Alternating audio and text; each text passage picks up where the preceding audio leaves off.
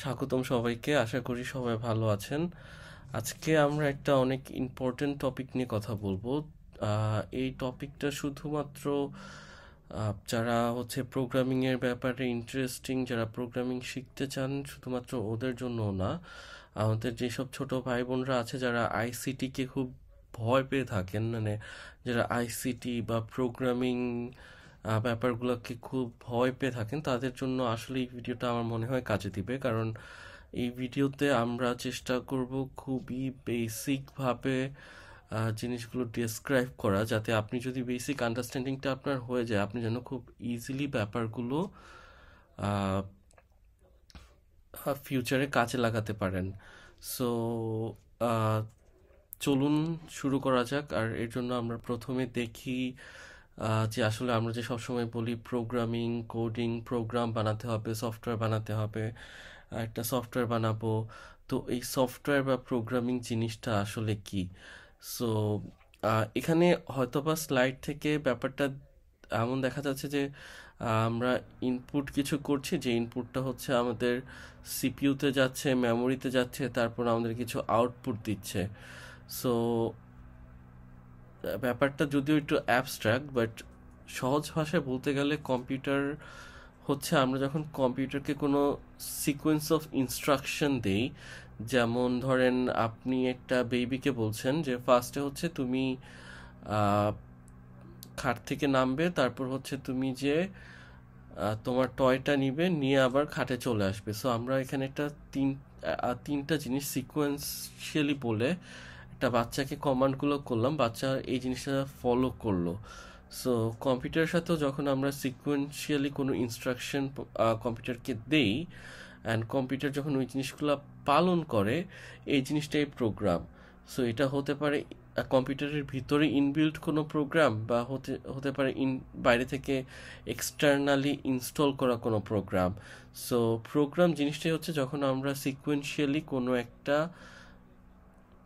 কোনো অনেকগুলো ইনস্ট্রাকশন দিয়ে থাকি কোনো একটা স্পেসিফিক কাজ কমপ্লিট করার জন্য। তো এখন কথা আমরা তো ইনস্ট্রাকশন দিয়েই যাচ্ছি কম্পিউটারকে, একটা সিকোয়েন্সিয়াল, যে ফার্স্টে এই জিনিসটা সিলেক্ট করো, তারপরে এই জিনিসটা কপি করো, ওই জিনিসটা পেস্ট করো, এটা ওইখানে সেন্ড করো, এরকম কমান্ড তো আমরা কম্পিউটারকে দিয়ে যাচ্ছি। বাট কম্পিউটার এই জিনিসগুলো বুঝে কিভাবে? এখন কথা নর্মালি আমরা হিউম্যানরা যখন কমিউনিকেশন করি, আমরা নর্মাল বাংলা হোক, ইংলিশ হোক, বা অন্য কোনো ল্যাঙ্গুয়েজে হোক আমরা কথা বলি, অ্যান্ড ওই পাশের মানুষটার অবশ্যই বুঝতে হয়। এখন আমি যদি একটা আফ্রিকান মানুষের সাথে কথা বলতে যাই, তখন অবশ্যই আমাকে ওর সাথে ইংলিশে কথা বলতে হবে, কারণ অ্যাজ আ বাঙালি আমি আফ্রিকান কোনো ল্যাঙ্গুয়েজ জানি না, অ্যান্ড ওই মানুষটাও আমার দেশের বাংলা ভাষাটা জানার পার্সেন্টেজ খুবই কম। সো যেহেতু দুইটার মাঝখানে ইংলিশটা আমরা সবাই জানি, সো আমরা যদি ওদের সাথে এই জিনিসটা অ্যাপ্লাই করি, তো তখন ও জিনিসটা বুঝতে পারবে। তো যে জিনিসটা আমি বোঝাতে চাচ্ছি এখানে, যে আমরা যখনই কোনো কমিউনিকেশন করি কারোর সাথে, আমাদের এমন একটা ল্যাঙ্গুয়েজ নিতে হয় যেটা ওই মানুষটা বুঝতে পারে। সো এখন কম্পিউটারের সাথে যখন আমরা কমিউনিকেশন করব, তখন যদি আমরা বাংলা, হিন্দি, উর্দু, আরবি, ইংলিশ, চাইনিজ, জাপানিজ যে কোনো ভাষা ট্রাই করি, কম্পিউটার কিন্তু বুঝতে পারবে না। অনেকে বলতে পারেন, হ্যাঁ আমরা তো গুগল ট্রান্সলেট ইউজ করতেছি, কম্পিউটার তো বুঝতেছে, that's a different thing. But normally human language computer বুঝতে পারে না। সো কম্পিউটার শুধুমাত্র বুঝতে পারে 0 and 1। সো আপনারা যারা কম্পিউটার তৈরির ইতিহাস জানেন, ওরা হয়তো বা এতটুকু জানেন যে কম্পিউটার ফার্স্টে আসলে একটা ক্যালকুলেটরকেই কম্পিউটার হিসাবে ওরা, যে প্রোগ্রামাররা ছিল, ওরা একটা ক্যালকুলেটরকেই প্রথমে বানিয়েছে। সো ওই ক্যালকুলেটরটা কিভাবে কাজ করতো, ওইখানে অনেকগুলো কানেকশন ছিল, অ্যান্ড ওই কানেকশনের মধ্যে একবার কারেন্ট অন করে কারেন্ট অফ করেই এই জিনিসটা করা হয়েছে। সো আমরা যদি কোনো একটা সুইচ অন করি, যে কারেন্টটা আমরা কিছু সময়ের জন্য পাই, এটাকে যদি আমরা 1 ধরি, আর যখন আমরা সুইচটা অফ করে দেই, তখন কোনো কারেন্ট ওইখানে নেই। সো জিনিসটা 0 হয়ে যাচ্ছে। সো কম্পিউটারের সাথেও আমরা এইভাবে কমিউনিকেট করছি। কম্পিউটারের সাথে যখনই আমরা কথা বলছি আমরা এক একটা সুইচ অন অফ করে 1010 করে কম্পিউটারের সাথে কমিউনিকেট করছি। অ্যান্ড ম্যাথের ভাষায় যদি আমরা 1010 এভাবে জিনিসটাকে না বলি, ম্যাথের ভাষায় নর্মালি আমরা এটাকে বাইনারি বলি। সো বাইনারি হচ্ছে শুধু দুইটা ডিজিটই আমাদের থাকবে, 0 and 1, অ্যান্ড এই 0 and 1 দিয়ে হচ্ছে সব কিছু রিপ্রেজেন্ট করা। সো 0 1 2 3 4 যে ডেসিমেল নাম্বারগুলো আছে এগুলোকেও আমরা বাইনারিতে কনভার্ট করতে পারি। যারা অলরেডি আইসিটি নিয়ে পড়ালেখা করছো ওরা হয়তো অলরেডি শিখে গিয়েছো কিভাবে বাইনারি এডিশন সাবস্ট্রাকশন করতে হয়। সো কম্পিউটারের জন্য এই ব্যাপারগুলো খুবই সিম্পল। এখন আরেকটা কথা হতে পারে, তাহলে ABCD এই জিনিসগুলো কম্পিউটার কিভাবে বুঝতেছে? সো এর জন্য আমরা যদি নর্মালি গুগল করি, আজকি টেবিল নামে একটা টেবিল আছে যেখানে যদি আমরা সার্চ দিয়ে দেখতে পারবো এর জন্য একটা পার্টিকুলার সিকোয়েন্স অফ 0 1 রিপ্রেজেন্ট করা অলরেডি আছে, যেটা হচ্ছে কম্পিউটার যদি ওই সিকোয়েন্সটা আমরা প্রবেশ করি আর ওই সিকোয়েন্সটা যদি আমরা এন্টার করি, কম্পিউটার বুঝে যাবে আমরা এখানে বুঝাতে চাচ্ছি। নাও এটা তো হচ্ছে কম্পিউটারের সাথে কমিউনিকেশন করা, বাট কম্পিউটারকে যখন আমরা নর্মালি কোনো একটা ইনস্ট্রাকশন দেই, আমরা যদি শুধু বাংলা বা ইংলিশেই লাইক আমরা যদি বলি শাট ডাউন, যদি ধরেন আমি শাটডাউনের বাইনারি রিপ্রেজেন্টেশন কম্পিউটারকে লিখে দিই, কম্পিউটার নর্মালি এটা বুঝতে পারবে না। কারণ কম্পিউটার হচ্ছে, হ্যাঁ এটা ঠিক কম্পিউটারই বাইনারি বুঝে, বাট ওকে যখনই আমরা কোনো একটা ইনস্ট্রাকশন দিই, ইনস্ট্রাকশনটা আমাদের দিতে হয় মেশিন কোডে। So there is one thing call machine code বা মেশিন ল্যাঙ্গুয়েজ, যেটা হচ্ছে খুবই ইম্পর্ট্যান্ট, যেটা হচ্ছে কম্পিউটার শুধুমাত্র এই মেশিন ল্যাঙ্গুয়েজটাই বুঝে। সো আমি যখন আমার কনভারসেশন শুরু করার আগে যখন বলেছিলাম যে একটা আফ্রিকান কারোর সাথে যদি আমি কথা বলতে চাই, আমাকে সেখানে ইংলিশ ল্যাঙ্গুয়েজটা ধরতে হবে অথবা আমাকে আফ্রিকান ল্যাঙ্গুয়েজ জানতে হবে। সো এইরকমই কম্পিউটারের সাথে কমিউনিকেশন করতে হলে, কম্পিউটারকে কোনো ইনস্ট্রাকশন দিতে হলে আমাদের মেশিন ল্যাঙ্গুয়েজে দিতে হবে। এখন অনেকে কোয়েশ্চেন করতে পারেন যাদের প্রোগ্রামিং সম্পর্কে বেসিক আইডিয়া আছে বা বিভিন্ন প্রোগ্রামিং ল্যাঙ্গুয়েজের সম্পর্কে যাদের নাম শুনুন অলরেডি, যারা জানেন, যেমন হচ্ছে C++, পাইথন, জাভাস্ক্রিপ্ট আর অনেক কিছু। সো ওরা বলতে পারবে যে, ওরা হয়তো বা এই কোয়েশ্চেনটা অ্যারাইজ করতে পারে যে তাহলে মেশিন ল্যাঙ্গুয়েজ জিনিসটা কোথা থেকে আসলো, এই জিনিসটার নাম তো আগে কখনো শুনিনি। নর্মালি আমরা যখন একটা প্রোগ্রামিং ল্যাঙ্গুয়েজ লিখি, ফর এক্সাম্পল আমরা যখন সি দিয়ে কোনো একটা প্রোগ্রাম লিখি, ওই প্রোগ্রামটা হচ্ছে আমাদের কম্পাইলার সেটা মেশিন ল্যাঙ্গুয়েজে কনভার্ট করে, তখন হচ্ছে ওই মেশিন ল্যাঙ্গুয়েজটা আমাদের কম্পিউটার তখন এটা ইনস্ট্রাকশনটা ওইভাবে ফলো করে। সো আমরা যতই পাইথনে কোড করি না কেন, যতই জাভাতে কোড করি না কেন, ওই জিনিসটা হচ্ছে একটা মেশিন যেটা কনভার্ট করে মেশিন ল্যাঙ্গুয়েজে, তখনই হচ্ছে কম্পিউটার এই জিনিসটা বুঝতে পারে। এর আগে কম্পিউটার কখনো জিনিসটা বুঝতে পারে না। তো আমি যে জিনিসটা বললাম, কম্পাইলার যদিও ওয়ার্ডটা আমি ইউজ করেছি, বাট এর মাঝে আমি একবার মেশিন ওয়ার্ডটাও ইউজ করেছি, যে কনভার্ট করছে। সো কনভার্ট ওর ট্রান্সলেট, যে কিনা হচ্ছে এই ট্রান্সলেটের কাজটা করতেছে বা কনভার্টের কাজটা করতেছে, এমন কি কি জিনিস আছে। তো এরকম আমাদের কাছে দুটো জিনিস আছে, একটা হচ্ছে কম্পাইলার আর একটা হচ্ছে ইন্টারপ্রেটার। সো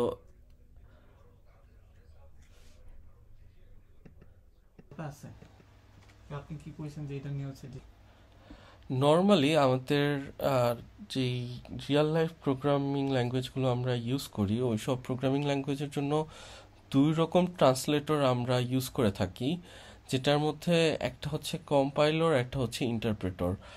সো কম্পাইলার যেভাবে কাজ করে সেটা হচ্ছে পুরো কোডটাকে বা পুরো সোর্স ফাইলটা একবারে ট্রান্সলেট করে অ্যান্ড একবারে এক্সিকিউট করে, আর ইন্টারপ্রেটার ওইখানে লাইন বাই লাইন করে।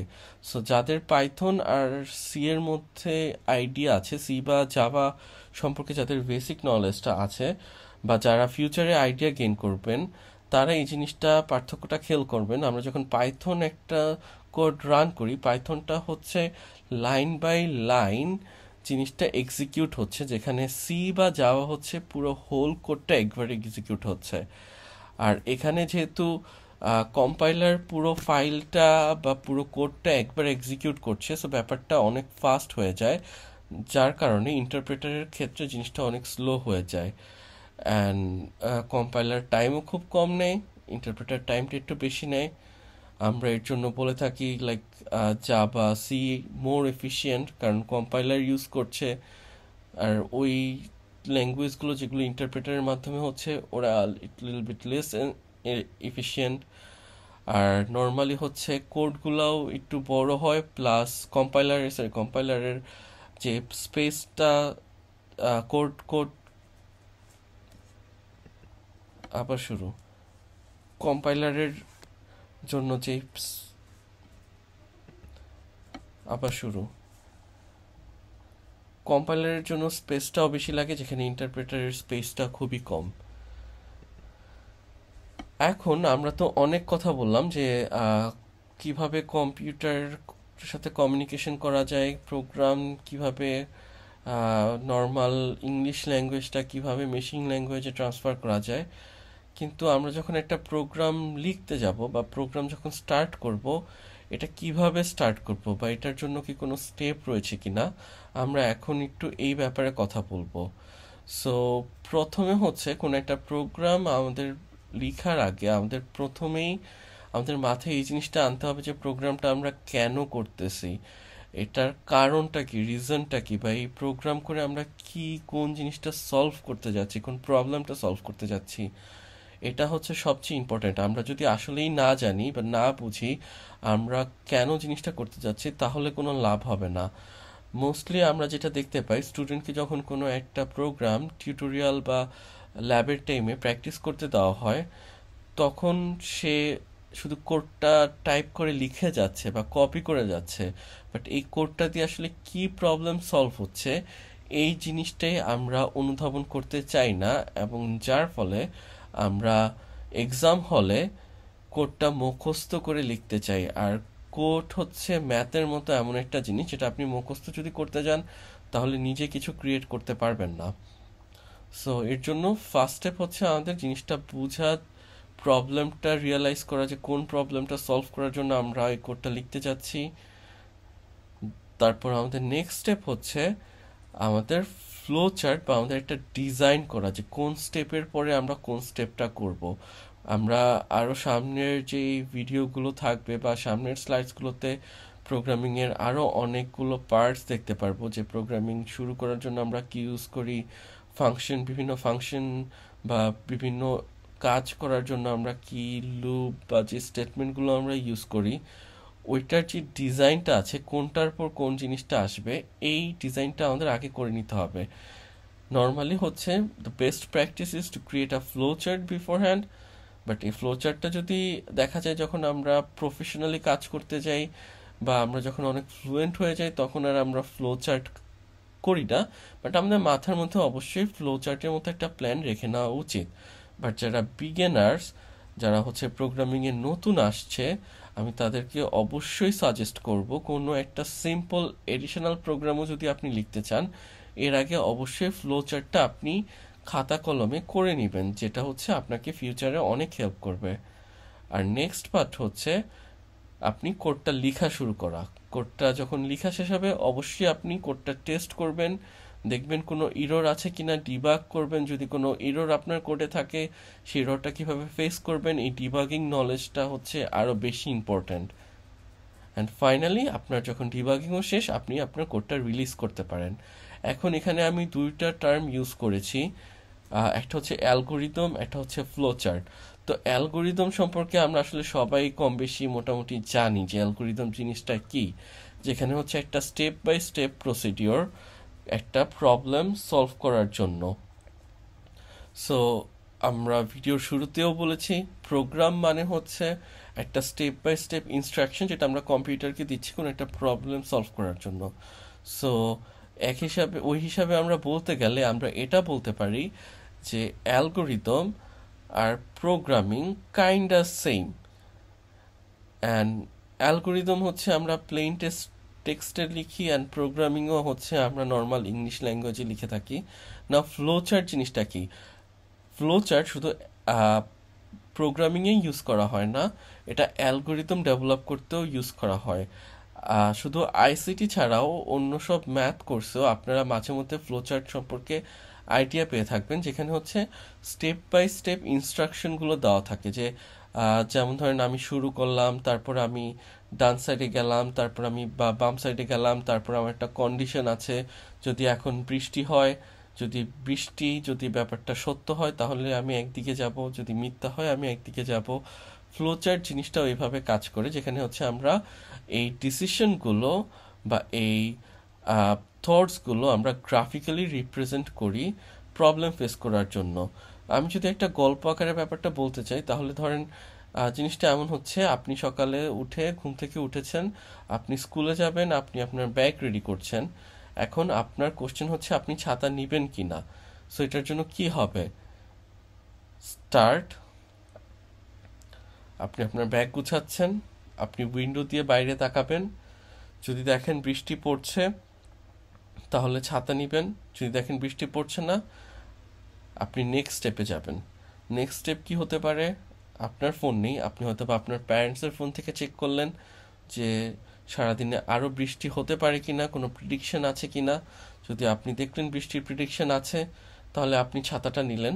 যদি দেখেন ওইখানেও প্রিডিকশনে দেখাচ্ছে সারাদিনে কোনো বৃষ্টি হবে না, আপনি ছাতাটা নিলেন না। সো তারপর আপনি ফাইনাল রেজাল্ট ছাতা নিচ্ছেন কি নিচ্ছেন না, ওইটা থেকে আপনি আপনার প্রোগ্রামটা ক্লোজ করে দিয়েছেন। সো এইভাবে যখন আমরা গ্রাফিক্যাল রিপ্রেজেন্ট করি, এটাও আমরা ফ্লো চার্টের মাধ্যমে প্রেজেন্ট করতে পারি।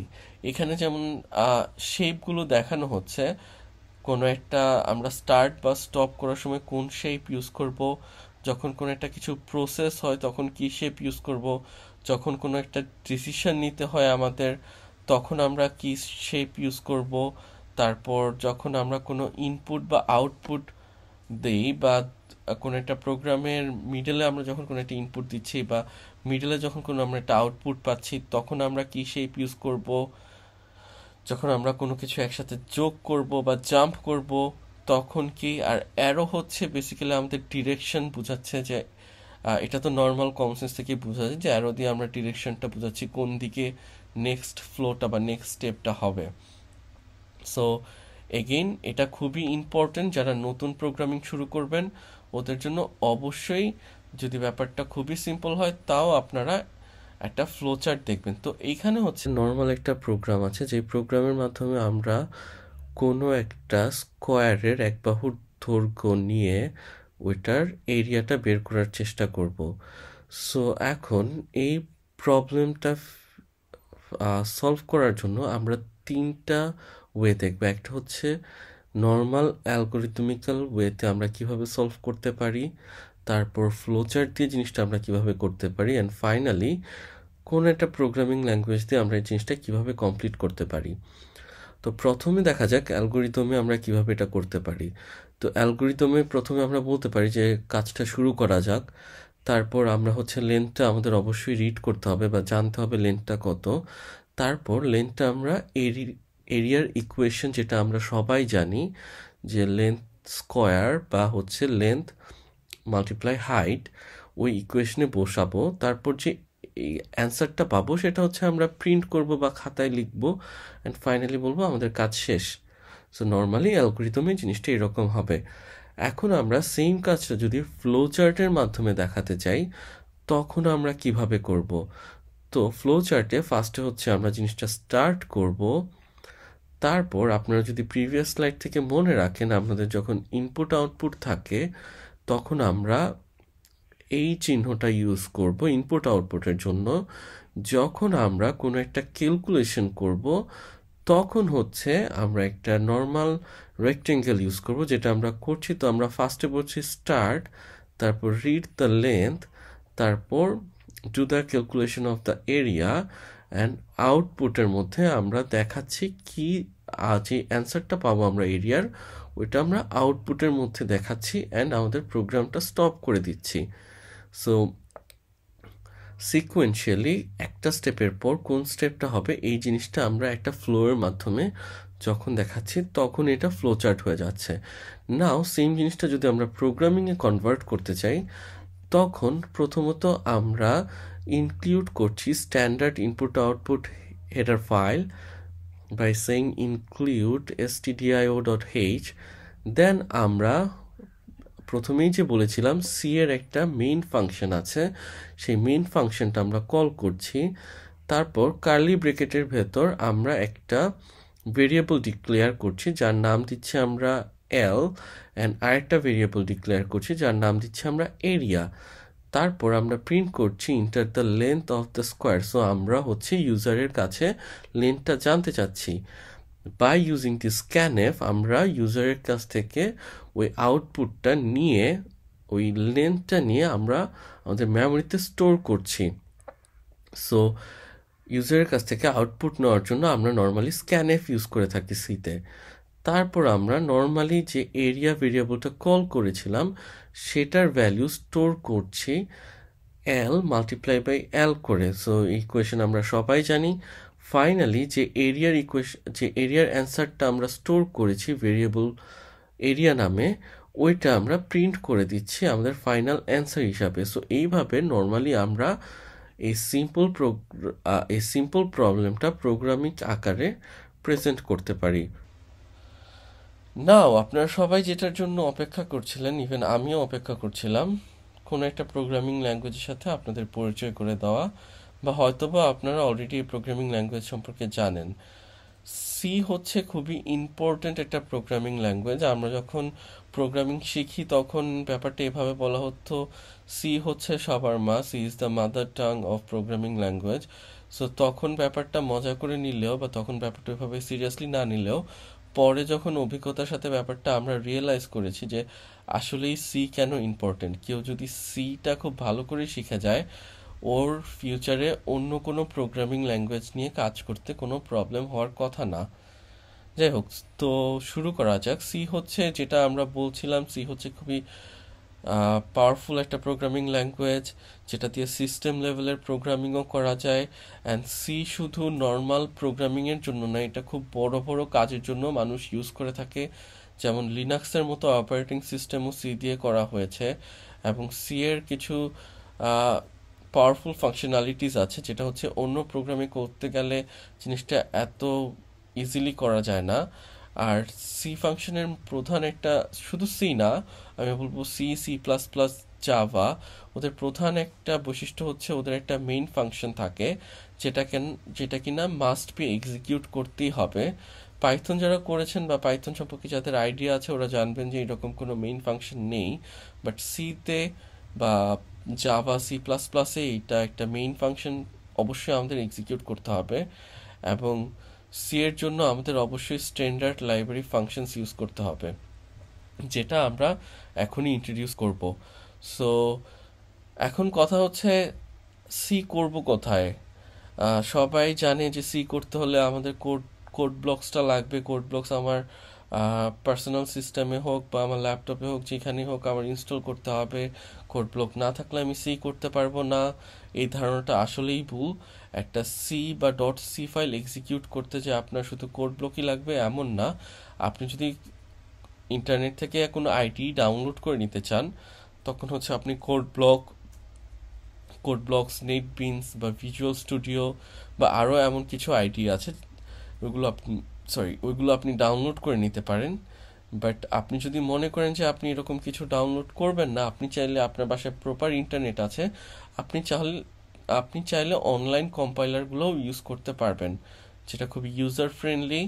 সো এমন কিছু অনলাইন কম্পাইলারের লিঙ্ক আমরা এখানে দিয়ে দিচ্ছি, এবং আপনি যদি মনে করেন আপনি ফোন দিয়ে ইউজ করবেন সেটাও আপনি করতে পারেন। এখানে কিছু অ্যাপসের নামও আমরা দিয়ে দিচ্ছি আপনাদের সুবিধার্থে। আপনারা এগুলো অ্যান্ড্রয়েড অ্যাপ্লিকেশনেও ইউজ করতে পারবেন। কিন্তু এখানে একটা কিন্তু থেকে যায়। আমি সাজেস্ট করব, যদি আপনার পক্ষে পসিবল হয় তাহলে যে কোনো একটা প্রপার আইডি ইউজ করার জন্য, কোড ব্লক, নেটবিনস বা ভিজুয়াল স্টুডিও। এখানে এই রিকোয়েস্টটা করার অন্যতম কারণ হচ্ছে এই আইডিগুলো আপনাকে হেল্প করবে ডিবাগিংয়ের সময়। কারণ আপনি যখন অনলাইনে কোনো একটা অনলাইন কম্পাইলার ইউজ করতে যাবেন, তখন আপনাকে এররটা দেখাবে। বা আমি নিজের প্র্যাকটিক্যাল এক্সপিরিয়েন্স থেকে যেটা দেখেছি, মাঝে মধ্যে কিছু অনলাইন কম্পাইলার আছে যারা কিছু বেসিক ইররগুলা বা খুব ক্ষুদ্র ইররগুলা ওরা ইগনোর করে যায়। বাট আপনি যদি সেম জিনিসটা আপনি কোনো একটা অফলাইন আইডি বা প্রপার আইডিতে আপনি ইউজ করতে চান, তখন ঠিকই আপনাকে ইররটা দেখাবে। সো আপনি যখন ফার্স্ট টাইম প্রোগ্রামিং শুরু করবেন, ইটস আ গুড থিং আপনি যদি একটা প্রপার আইডি ইউজ করেন। বাট অপশন অ্যাভেলেবেল আছে, আপনি যেটা আপনার ভালো মনে হয় আপনি ইউজ করতে পারেন। তো যে হেডার ফাইলটার কথা আমরা আগেই বলেছি, আমরা সি প্রোগ্রামটা হেডার ফাইল দিয়ে শুরু করি। বাট কথা হচ্ছে এই হেডার ফাইলটা কি?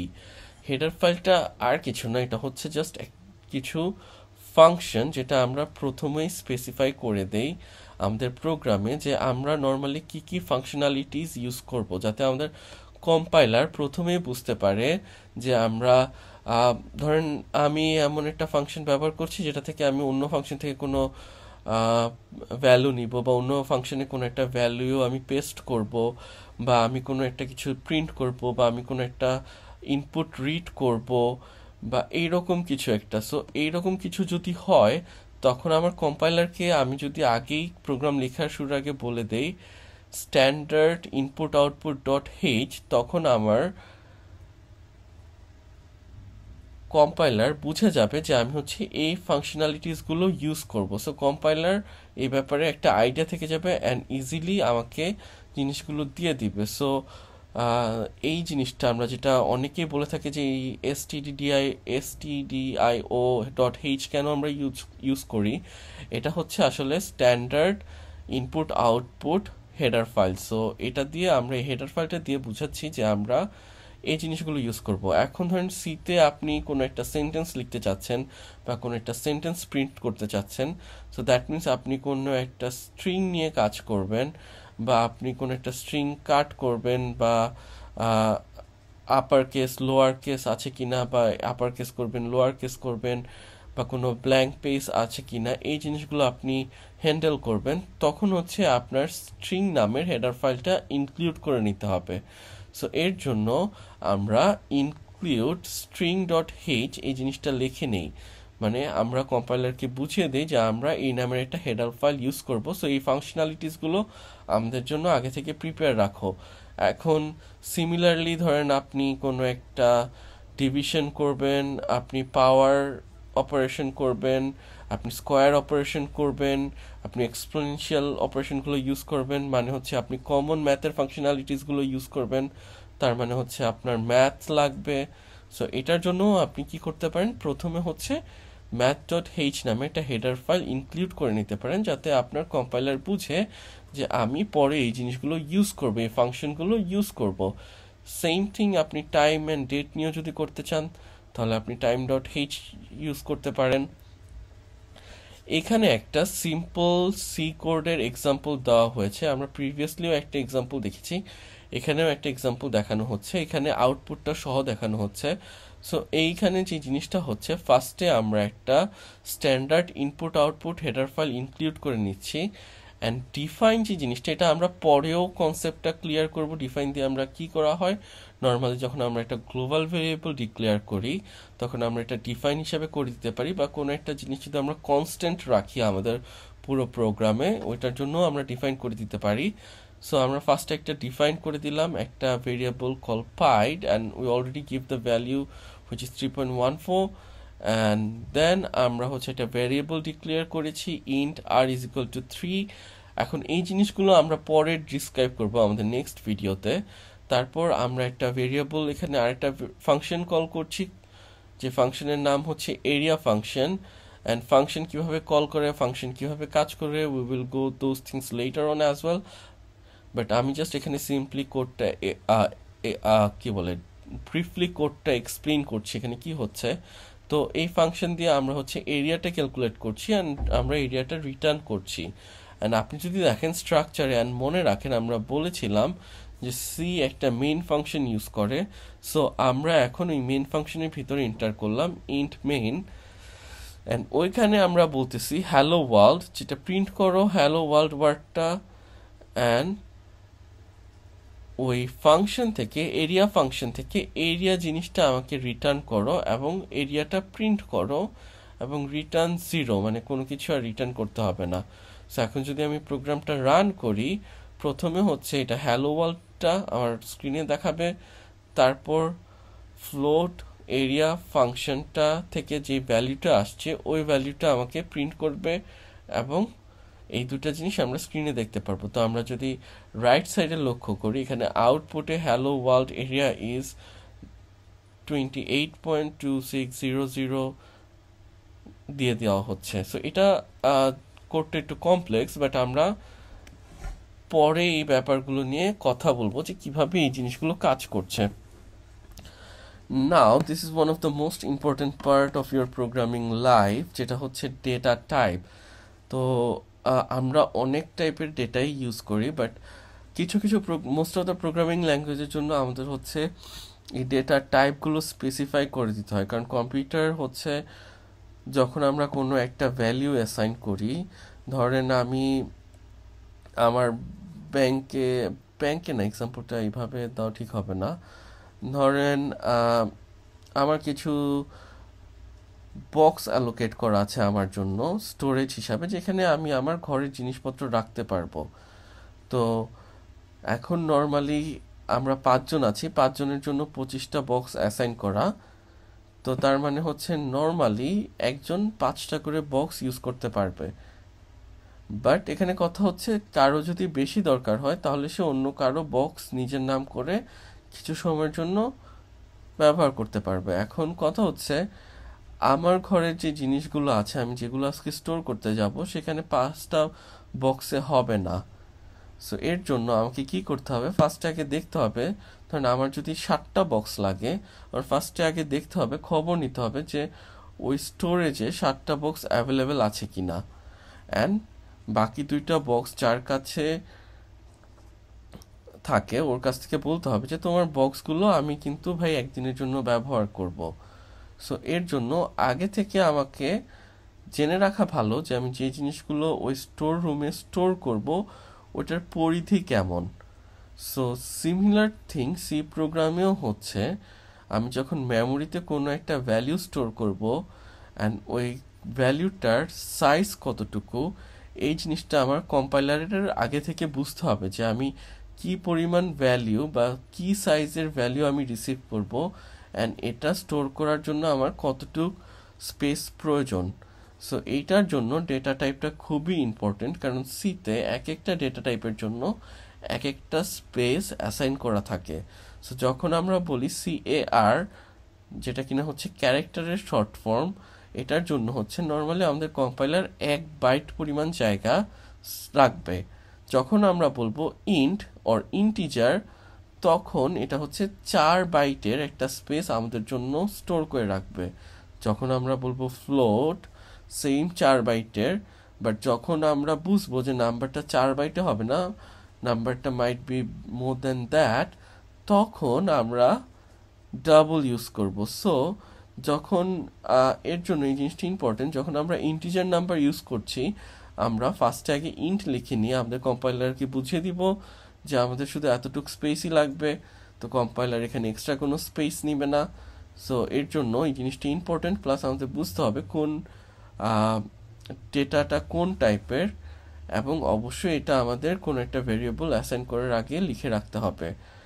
নাও যখন আমরা অ্যাসাইন করব, তখন আমরা হয়তো বা CHAR লিখবো, বা স্ট্রিং লিখবো, বা ইন্ট লিখবো, ফ্লোট লিখবো, ডাবল লিখবো।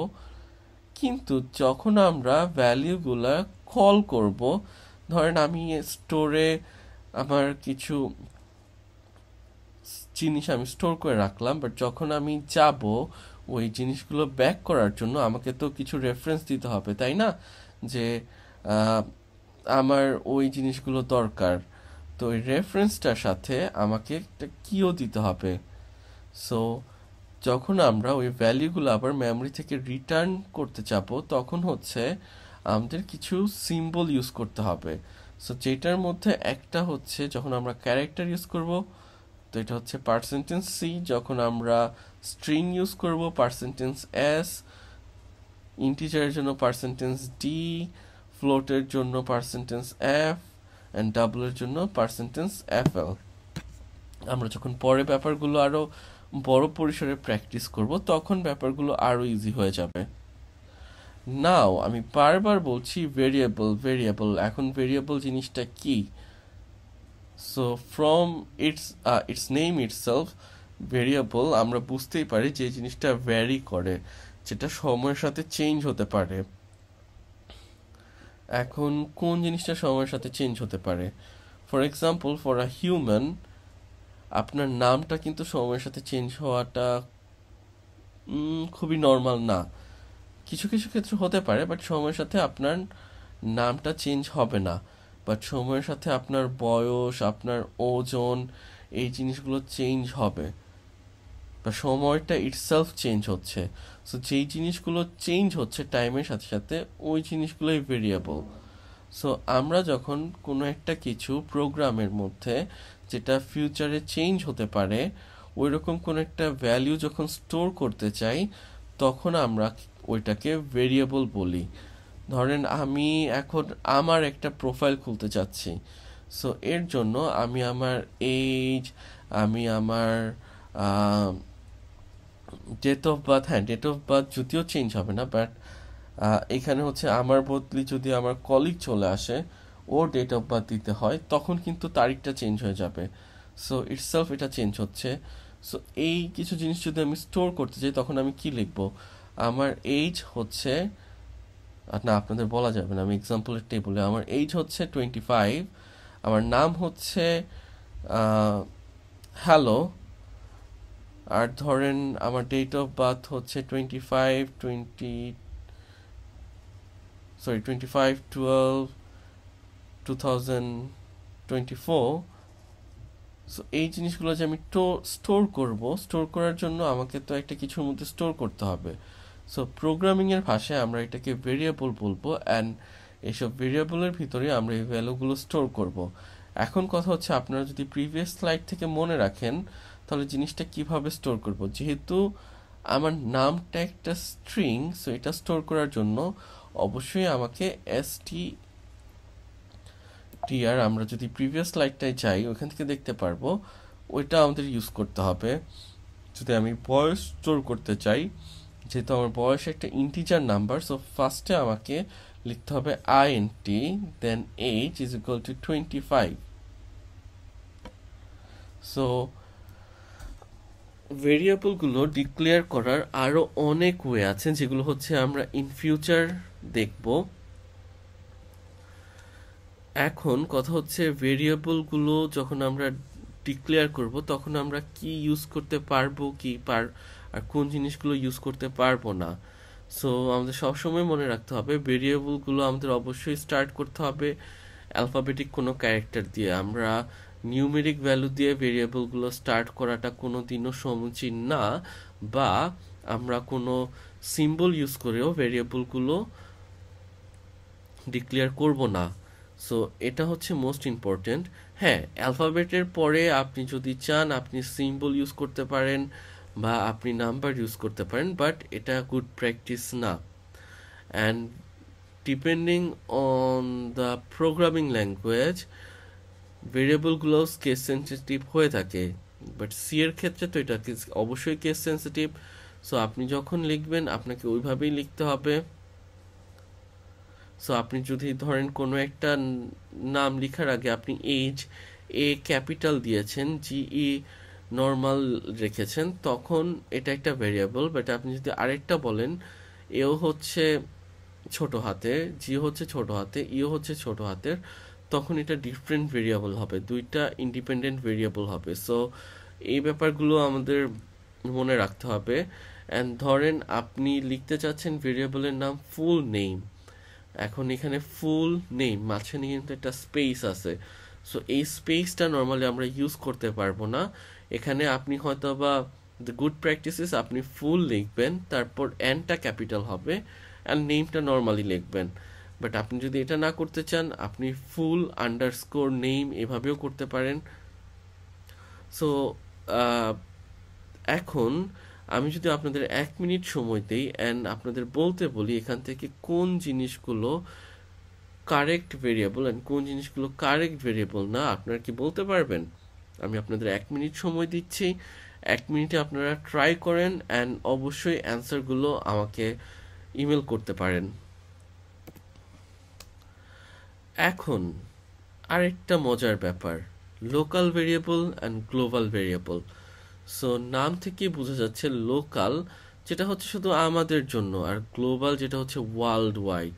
সো প্রোগ্রামিংয়ের ক্ষেত্রে আমরা যখন বলবো, এখন কোয়েশ্চেন হচ্ছে নর্মালি আমরা নর্মালি ইন জেনারেল কি বলে থাকি, লোকাল পিপল আর লোকাল ট্যালেন্ট, বা ও তো গ্লোবাল ট্যালেন্ট। ফর এক্সাম্পল আমাদের জয়াসান, সাকিব খান, কিং খান, sorry Shakib Khan, Shakib Khan global talent, কারণ ওনারা হচ্ছে গ্লোবালি রেকগনাইজড।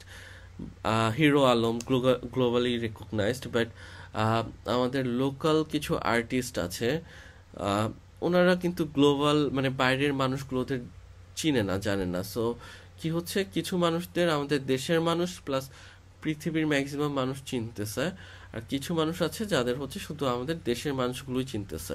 বাট প্রোগ্রামিংয়ের ক্ষেত্রে ব্যাপারটা কি হবে? প্রোগ্রামিংয়ের ক্ষেত্রে ব্যাপারটা হবে ফাংশন অনুযায়ী। যখন কোন একটা ভেরিয়েবল শুধুমাত্র ওই ফাংশন দ্বারা পরিচিত হবে, তখন ওই ভেরিয়েবলটা হচ্ছে ওই ফাংশনের জন্য লোকাল। বাট কিছু ভেরিয়েবল আছে যেটা হচ্ছে সবার জন্য পরিচিত, মানে সব ফাংশন ওই ভেরিয়েবলটা অ্যাক্সেস করতে পারবে, ওই রকম ফাংশনগুলোকে নর্মালি গ্লোবাল ভেরিয়েবল বলা হয়।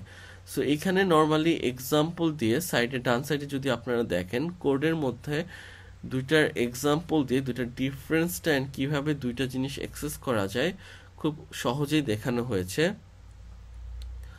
আর এখানে একটা ইম্পর্টেন্ট ইনফরমেশন আছে, আপনি যখন কোনো কিছু প্রিন্ট করবেন, এখন ধরেন আপনি নতুন একটা লাইনে যেতে চাচ্ছেন, আপনি আপনার প্রিন্টের মধ্যে স্ল্যাশ ইউজ করতে চাচ্ছেন, বা আপনি হচ্ছে কোয়েশ্চেন মার্ক ইউজ করতে চাচ্ছেন, এই জিনিসগুলো আপনি কিভাবে করবেন? সো এইটা করার জন্য যে টেবিলটা আছে, বা এটাকে ব্ল্যাক স্ল্যাশ ক্যারেক্টার টেবিলসও বলা হয়, এটা এখানে দেওয়া আছে। সো রিকোয়ারমেন্টস অনুযায়ী আপনারা এইভাবে ইউজ করতে পারেন। ধরেন আপনি যদি প্রিন্ট স্টেটমেন্টে স্টার প্রিন্ট করতে চান, বাট আপনি যদি শুধু স্টার জিনিসটা লিখে রান করেন, আপনার প্রোগ্রাম এরর দেখাবে, বলবে যে এই সিনটেক্সটা তো আমি চিনতে পারতেছি না। বাট আপনি যদি একটা ব্ল্যাক স্ল্যাশ দিয়ে স্টার ইউজ করেন, তখন দেখবেন আপনার স্টারটা ঠিক মতোই প্রিন্ট হচ্ছে। তারপর আরেকটা ইম্পর্টেন্ট জিনিস হচ্ছে কিওয়ার্ড, যেটা কিনা সি এর মধ্যে হচ্ছে কিওয়ার্ড, যেখানে আমাদের ভেরিয়েবলগুলোর নামের ক্ষেত্রে আমাদের খেয়াল রাখতে হবে যে আমরা যে কোনো নাম ভেরিয়েবলে ইউজ করতে পারবো না। There are some words which we can't use as our variable names. For example, double int, আমরা অলরেডি দেখেছি এদের কি কাজে আমরা ইউজ করছি। তাছাড়াও কিছু আরও ওয়ার্ডস আছে, যেমন switch, info, void, if, static. So এই ওয়ার্ডগুলো কোনো না কোনো কাজে অলরেডি সিতে ব্যবহৃত হয়ে গিয়েছে, সো এর জন্য আমরা এগুলো ইউজ করতে পারবো না অ্যাজ আওয়ার ভেরিয়েবল নেম। নাও আমরা তো এর আগে ভেরিয়েবল জিনিসটা যখন শুরু করেছি তখন বলেছি যে ভেরিয়েবল জিনিসটা সময়ের সাথে চেঞ্জ হবে। বাট যদি এমন কোনো ভেরিয়েবল থাকে যেটা আমরা কখনোই চেঞ্জ করব না throughout the whole program, what you gonna call them? Yes, so এইরকম যেগুলো থাকবে যাদের আমরা কখনো চেঞ্জ করব না, সেটাকে আমরা কনস্ট্যান্ট হিসেবে রেখে দিতে চাই, ওইটা আমরা ডিফাইন করতে হবে আমাদের প্রথমে, প্রোগ্রামের শুরুর প্রথমেই সেটা ডিফাইন করে দিতে হবে। সো হ্যাশ দিয়ে আমাদের লিখতে হবে ডিফাইন অ্যান্ড ওই কনস্ট্যান্টের যে নামে আমরা ডাকবো ওই নামটা আর কনস্ট্যান্টের ভ্যালিউটা। আমরা যখন থেকে ভেরিয়েবল নিয়ে কথা বলা শুরু করলাম তখন থেকে আমরা বলছি যে ভেরিয়েবল জিনিসটা যেটা সময়ের সাথে ভ্যারি করবে। হোয়াট ইফ আমাদের কাছে এমন জিনিস আছে যেটা throughout the program fixed থাকবে, যেটা কোনো চেঞ্জ হবে না অ্যান্ড কেউ চেঞ্জ করতে পারবে না। সো এইরকম যে জিনিসগুলো আছে ওইটাকে আমরা কনস্ট্যান্ট বলতে পারি, বা কনস্ট্যান্ট হিসাবে প্রোগ্রামিংয়ের শুরুতে আমরা ডিক্লেয়ার করে দিতে পারি। তো এটার জন্য আমরা নর্মালি যদি const variable name and type লিখে ভেরিয়েবলের ভ্যালু দিয়ে দিই তাহলে এই জিনিসটা স্টোর হয়ে থাকবে। বাট আমরা যদি এই জিনিসটা না করি তখন যেটা হবে ওই জিনিসটা নর্মাল ভেরিয়েবলের মতো কাজ করবে। আর আহ, এটা আরো একভাবে করা যায়, যেটা হচ্ছে প্রোগ্রামের একদম শুরুতে ডিফাইন দেন ওই জিনিসটার নাম লিখে দেওয়া। Suppose for example define hash define max age 50. So here the max age will be 50 and nobody will be able to change it. সিতে অপারেটরগুলো ডিফারেন্টভাবে কাজ করে অ্যাজ ইন যখন আমরা সিতে মাঝে মধ্যে দেখতে পারবো প্লাস আছে, কোনো জায়গায় ডাবল প্লাস আছে, কোনো জায়গায় ডাবল এম্পারসেন্ট আছে, কোনো জায়গায় সিঙ্গেল এম্পারসেন্ট, কোনো জায়গায় অ্যান্ড আছে, স্টার আছে। সো ক্ষেত্র বিশেষে এগুলো ডিফারেন্টভাবে ইউজ করা হয়। মাঝে মধ্যে আমরা দেখতে পারি কোনো I plus plus or A plus plus or maybe plus plus I. তো এই জিনিসটা আসলে কি বোঝাচ্ছে লাগছে, বাট যখন আমরা প্র্যাকটিক্যালি ইমপ্লিমেন্ট করব স্পেশালি ইন ফর লুপ তখন ব্যাপারটা খুবই নর্মাল হয়ে যাবে। সো এই টাইপের অপারেশনগুলোকে ইউনারি অপারেটর বলে। আবার অন দ্য আদার হ্যান্ড আমাদের বাইনারি অপারেটরগুলোও আছে, যেখানে লজিক্যাল কিছু অপারেটর আছে, যেমন দুইটা স্ট্রেট লাইন যখন থাকে তখন আমরা এটাকে অর হিসাবে ইউজ করি অর অপারেশনের জন্য। যখন দুইটা অ্যান্ড অপারেশন থাকে তখন আমরা এটাকে অ্যান্ড অপারেটর হিসাবে ইউজ করি। যখন আমাদের এক্সক্লামেটরি মার্কস থাকে আমরা এটাকে নট সাইন হিসাবে ইউজ করি। তারপর আমরা হচ্ছে greater than, smaller then, greater than, equal to এই সাইনগুলো দিয়ে সিমিলার রিলেশনগুলো একটা থেকে একটা গ্রেটার না স্মলার এই জিনিসগুলো ডিসাইড করি। আর যখন আমাদের দুইটা ইকুয়াল সাইন থাকে তখন এটা দিয়ে আমরা জিনিসটা এমন করি, যেমন ধরেন ডাবল ইকুয়ালের যে এক্সাম্পলটা আমরা এইভাবে বলতে পারি, যেমন হচ্ছে পানি ওয়াটার দুইটা জিনিস সেম, বাট অর বাংলায় 5 ইংলিশে 5 ভ্যালু দুইটার সেম। সো এই দুইটা জিনিস হচ্ছে একই, দুইটা জিনিস হচ্ছে ইকুয়াল। সো এই দুইটা জিনিস যখন আমরা প্রোগ্রামিংয়ে রিপ্রেজেন্ট করতে যাব তখন আমরা ডাবল ইকুয়াল সাইন ইউজ করব। আমরা যখন বলতেছি এ ইজ ইকুয়াল টু 5 তার মানে হচ্ছে এর যে ভ্যালুটা আছে ওটা হচ্ছে 5। কিন্তু আমরা যখন বলতেছি এ ইকুয়াল বি তখন হচ্ছে এর যে ভ্যালুটা আছে ভি এর ভ্যালুটাও সেম, মানে দুজনের ভ্যালুটা সেম। বা ধরেন দুজনের যদি সেম নাম হয় তখনও আমরা ধরেন এ এর নামও সেম, বি এর নামও সেম, তখন কিন্তু আমরা বলতে পারবো যে A double equal B. So এইরকম কিছু আছে। যখন আবার সিঙ্গেল অ্যান্ড আছে, সিঙ্গেল অরও আছে, যেটা হচ্ছে আমরা বাইনারি অপারেশনের সময় শুধু ইউজ করব। আর যখন আমাদের নর্মাল একটা plus minus star black slash এই জিনিসগুলো থাকবে, তো এইগুলো হচ্ছে আমরা এডিশন, সাবট্রাকশন, মাল্টিপ্লিকেশন, ডিভিশন এগুলোর জন্য ইউজ করে থাকবো। এখানে একটা সহজ এক্সাম্পল দিয়ে ব্যাপারটা বোঝানোর চেষ্টা করা হয়েছে, যেখানে আমাদের দুইটা ভেরিয়েবল, ডাবল ভেরিয়েবল আছে অ্যান্ড আমরা হচ্ছি ইউজার থেকে একটা ইনপুট নিব, যার জন্য আমরা স্ক্যানএফ ইউজ করছি। অ্যান্ড ইউজার থেকে ইনপুটটা নিয়ে আমরা হচ্ছে একটা নর্মাল ম্যাথের ইকুয়েশন করছি, যেটা হচ্ছে 9কে আমরা 5 দিয়ে ভাগ করছি এবং ওইটা মাল্টিপ্লাই করছি আমরা সি এর সাথে, এবং ওই অ্যান্সারটাকে আমরা 32 এর সাথে অ্যাড করছি। অ্যান্ড ফাইনালি আমরা এটাকে টেম্পারেচার হিসাবে প্রিন্ট করছি। সো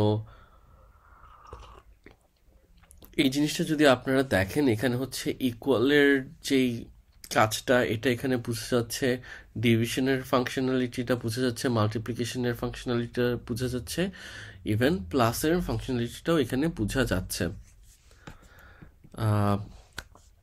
এতক্ষণ তো আমরা অনেক অপারেটর এটা ওটা নিয়ে কথা বললাম, বাট এখন যেটা হচ্ছে সবচেয়ে মজার আর ইন্টারেস্টিং যেটা, সেটা হচ্ছে কন্ট্রোল স্টেটমেন্ট। আমরা কিভাবে কন্ট্রোল করব, বা আমরা কিভাবে হা না এই ডিসিশনগুলো দিব।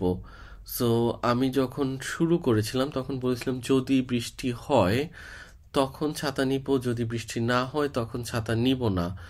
তো এই ব্যাপারটা আমরা তো বলছি যদি বৃষ্টি হয়, আমরা যদি এটা ইংলিশে কনভার্ট করি তখন ব্যাপারটা কি হবে? If it's raining then we will take.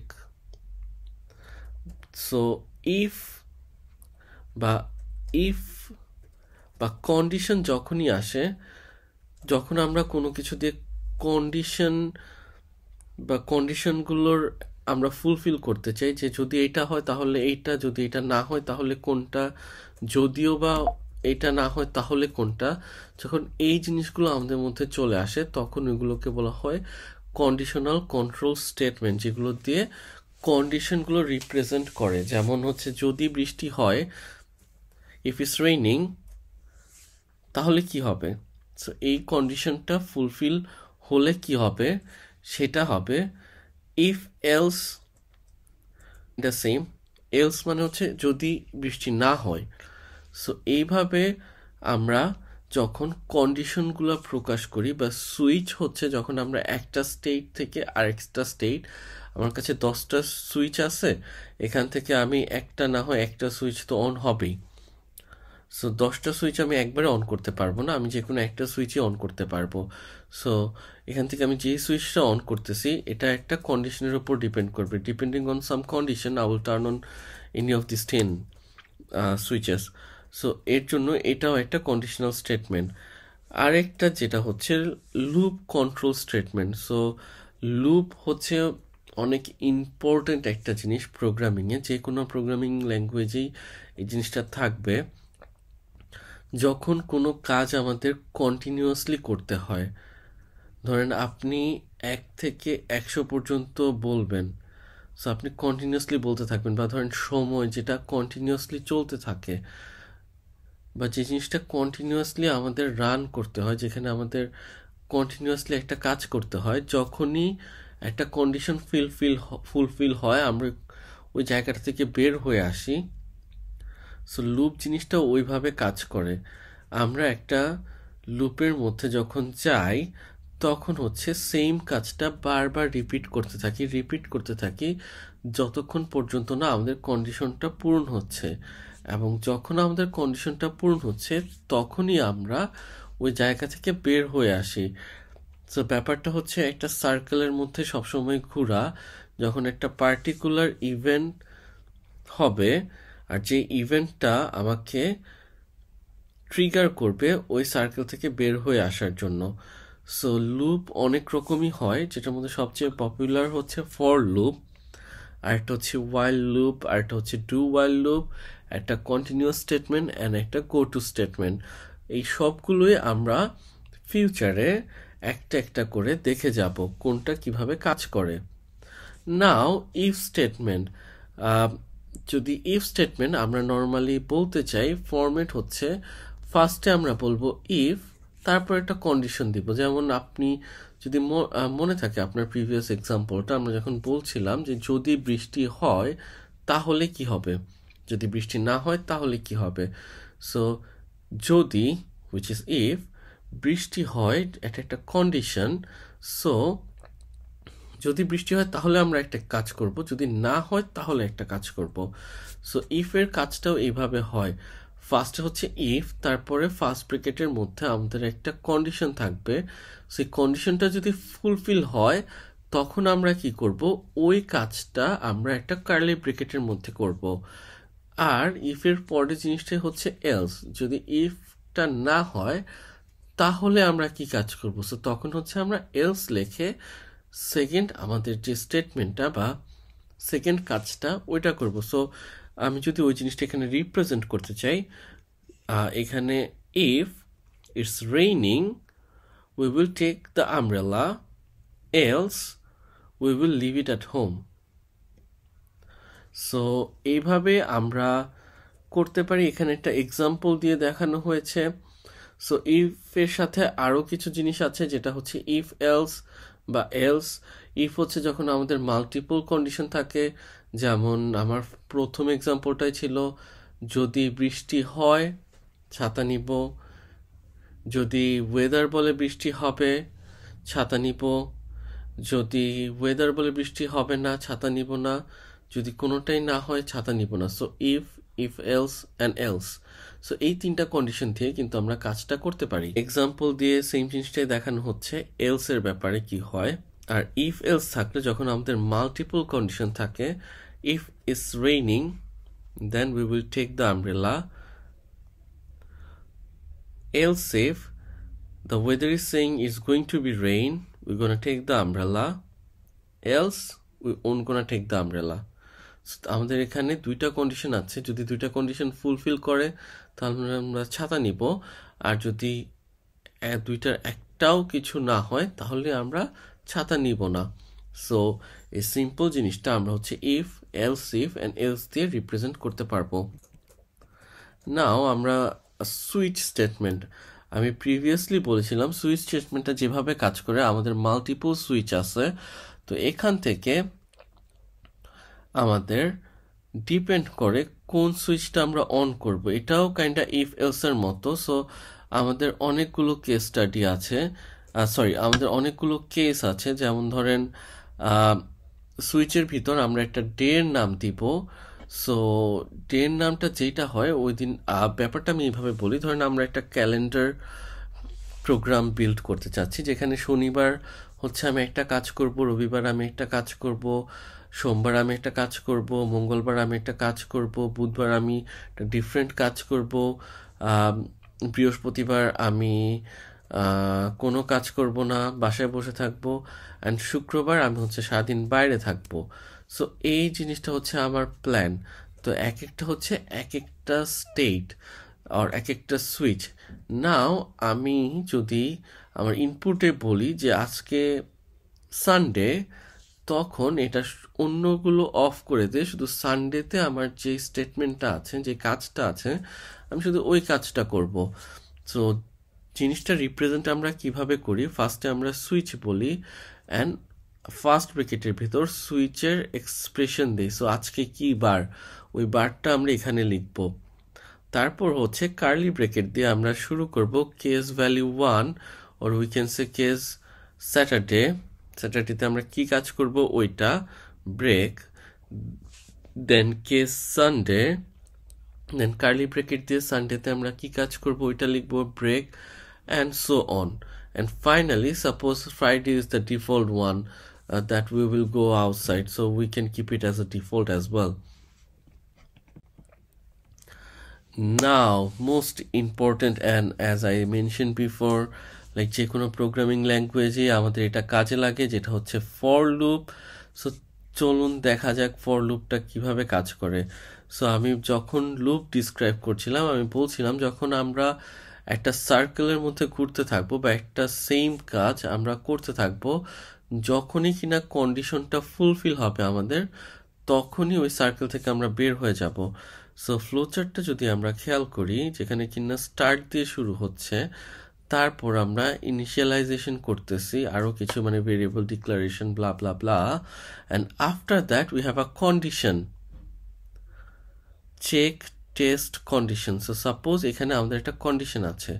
So কন্ডিশনটা যদি ট্রু হয় তখন আমরা কিছু কাজ করব অ্যান্ড আপডেট করব কিছু একটা, তারপর আবার কন্ডিশনে গিয়ে চেক করব। এখনও যদি কন্ডিশনটা ট্রু হয় তখন আমরা একটা কাজ করব আর কিছু একটা আপডেট করব, করে আবার কন্ডিশন চেক করব। সো এইভাবে আমরা একটা লুপের মধ্যে ঘুরতেই থাকবো। কিন্তু যখনই কন্ডিশনটা মিথ্যা হয়ে যাবে তখন আমরা লুপ থেকে বের হয়ে যাব। সো একটা নর্মাল এক্সাম্পল যদি দিই, ধরেন আমি 1 থেকে 10 পর্যন্ত কম্পিউটারে প্রিন্ট করতে চাই। সো এটা কিভাবে করা যায়, মানে এখন যদি আমি এটা প্রিন্ট করতে চাই, অনেকে হয়তোবা যে লুপ সম্পর্কে আইডিয়া নেই সে হয়তোবা বলতে পারে এভাবে করলে হয় না, print 1 then another statement print 2 another statement print 3। So এভাবে করতে করতে 10টা প্রিন্ট স্টেটমেন্ট, মানে আমাকে 10টা লাইন লিখে এই কোডটা এক্সিকিউট করতে হবে।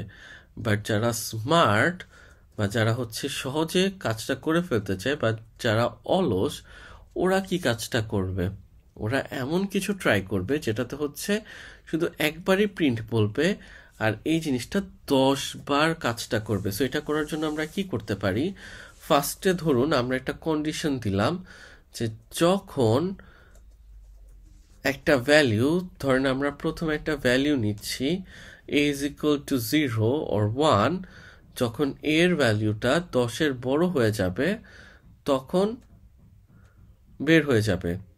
সো ফার্স্টে এ যেহেতু ও কন্ডিশন চেক করবে এ 10 থেকে বড় না, সরি এর ভ্যালুটা 10 থেকে ছোট না বড়। যেহেতু এর ভ্যালুটা 1, সো তার মানে এটা 10 থেকে ছোট, তখন সে নিচের স্টেটমেন্টে আসবে, সে কিছু একটা করবে। সো এখানে যদি আমরা প্রিন্ট করি print the value of A, so এই জিনিসটা যদি আমরা করি তখন আমরা এখানে 1 প্রিন্ট করতেছি। তারপর আমরা বলেছি যে আমরা আপডেট করব প্রত্যেকবার। সো এখন যদি আমি এর ভ্যালুটার সাথে 1 যোগ করি তখন এর ভ্যালুটা হয়ে যাবে 2। তখন এটা আবার এই কন্ডিশনে এসে চেক করবে, অ্যান্ড চেক করার পরে কন্ডিশনটা ট্রু থাকবে, যে ভ্যালুটা এখনও ছোট। সো এটা আবার নিচে আসবে, প্রিন্ট করলো 2, তারপর আবার 1 বেড়ে গেল। তো এইভাবে চলতে থাকবে। যখন নাম্বারটা 9 হবে এখানে, যখন এটা 10 হবে 1 যোগ করার পরে, তখন আবার যে কন্ডিশন দেখবে। সো এখন দেখবে কন্ডিশনটা হচ্ছে আর ফুলফিল করতেছে না, কারণ এর ভ্যালুটা 10 হয়ে গিয়েছে, যেটা 10-এর সমান। সো ভ্যালুটা যখন আর ফুলফিল করছে না তখন এটা লুপ থেকে বের হয়ে চলে আসবে। সো সেম জিনিসটা এখানে হচ্ছে। আর আপনাদের যদি মনে থাকে আমি ইনক্রিমেন্টের ব্যাপারটা বলেছিলাম, এখানে যদি আমরা ফর লুপটা নোটিস করি, ফর লুপের স্ট্রাকচার হচ্ছে প্রথমে আমরা ফর লিখব, তারপরে হচ্ছে ফার্স্ট ব্র্যাকেটের ভিতরে আমরা ইনিশিয়ালাইজেশন করব, তারপর আমরা কন্ডিশনটা ইউজ করব, অ্যান্ড আমরা ইনক্রিমেন্ট অর ডিক্রিমেন্ট করব। সো কি হচ্ছে, আমরা এখানে ফার্স্টে ইনিশিয়ালাইজ করছি i is equal to 0, i এর ভ্যালুটা হচ্ছে 0, আমরা কন্ডিশন দিচ্ছি i হচ্ছে 5 থেকে ছোট হতে হবে, অ্যান্ড আইটা হচ্ছে ইনক্রিমেন্ট করবে। সো এখন যদি আমি প্রোগ্রামটা রান করি, এটার ভিতরে আবার আমাদের এখানে যেমন ব্লক অফ স্টেটমেন্টে আমরা প্রিন্ট রেখেছি। সো প্রথমে যখন কম্পাইলার এখানে আসবে দেখবে i এর ভ্যালু 0, i হচ্ছে 5 থেকে ছোট, অ্যান্ড যেহেতু i প্লাস প্লাস, সো এটা হচ্ছে পোস্ট ইনক্রিমেন্ট। ফার্স্টে ও এই লাইনটা এক্সিকিউট করবে, তারপর ও ইনক্রিমেন্ট করবে। আপনারা যদি মনে থাকে আমি প্রি অ্যান্ড পোস্ট ইনক্রিমেন্টের কথা বলেছিলাম। সো এইখানে এই জিনিসটা হবে, প্রথমে ও ভ্যালুটা প্রিন্ট করবে, তারপর ও ইনক্রিমেন্ট করবে। সো i0, এর ভ্যালু হচ্ছে 5 থেকে ছোট, যেটা সত্যি, তো ও নিচে যাবে, ভ্যালুটা প্রিন্ট করবে, তারপর এর ভ্যালু 1 বেড়ে যাবে। সো এর ভ্যালু 1 বেড়ে গেলে এখন i হয়ে গেল 1। সো i 1 হওয়ার পর যখন সেকেন্ড টাইম ও আসবে, ও কন্ডিশন চেক করবে, যেটা হচ্ছে i is equal to 2 নাও, যেটা হচ্ছে 5 থেকে ছোট, তো কন্ডিশন ট্রু, অ্যান্ড কন্ডিশন যেহেতু এখনো ট্রু, সো ও হচ্ছে নিচে যাবে, আয়ের ভ্যালু 2 প্রিন্ট করবে, অ্যান্ড আই আরও 1 বেড়ে যাবে। সো এমন করে আয়ের ভ্যালু 3 হবে, 4 হবে। যখন আয়ের ভ্যালু 4 হবে তখন এখনও কন্ডিশন ট্রু, সো এটা চেক করবে, দেখবে যে না ঠিক আছে, ও আয়ের ভ্যালু 4 লিখবে, তারপর ও আয়ের ভ্যালুর সাথে 1 যোগ করবে, তখন যেটা হয়ে যাবে 5। এখন 5টা যখন ও এখানে নিয়ে এসে আবার কন্ডিশনটা চেক করবে, তখন দেখবে কন্ডিশনটা আর হচ্ছে না, কন্ডিশনটা ফলস হয়ে গেছে, তখন ও সোজা এই ফর লুপ থেকে বের হয়ে যাবে। আর যদি ফর লুপ থেকে বের হয়ে যায় ও রিটার্ন স্টেটমেন্টে চলে যাচ্ছে, তার মানে এখানে এই প্রোগ্রামটা শুধু আয়ের ভ্যালু 0 থেকে 4 পর্যন্ত প্রিন্ট করবে।